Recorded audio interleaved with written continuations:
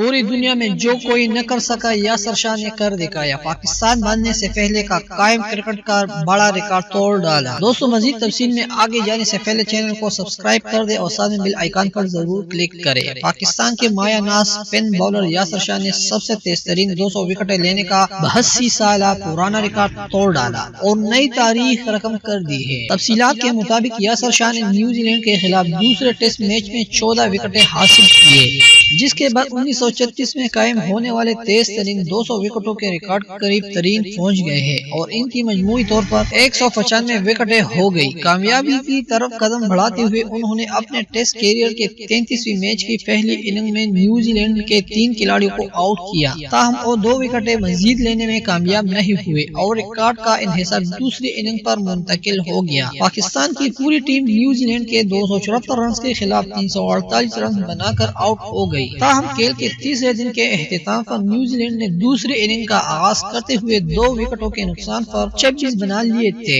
اور یاسر شاہ نے 1 وکٹ حاصل کی۔ کھیل کے چوتھے روز میں یاسر شاہ کو تیز ترین 200 وکٹیں حاصل کرنے کے لیے بس 1 وکٹ درکار تھی۔ نیوزی لینڈ نے 2 وکٹوں کے نقصان پر 26 رن سے بیٹنگ کا آغاز کیا، تاہم یاسر شاہ نے 37 کے مجموعے پر مخالف ٹیم کے کھلاڑی ولیم ایڈگار رچرڈسن وائرل کی وکٹ اڑاتے ہوئے 82 سالہ پرانا تیز ترین 200 وکٹیں حاصل کرنے کا ریکارڈ توڑ دیا اور اس کے ساتھ ہی وہ 33 ٹیسٹ میچوں میں یہ اعزاز رکھنے والے واحد کھلاڑی بن گئے ہیں۔ یاد رہے کہ ٹیسٹ کرکٹ میں تیز ترین 200 وکٹیں لینے کا عالمی ریکارڈ جنوبی افریقہ کے لیگ اسپنر کلیری گریمٹ کے پاس ہے، جنہوں نے 1936 میں صرف 36 ٹیسٹ میچوں میں یہ انجام دیا تھا۔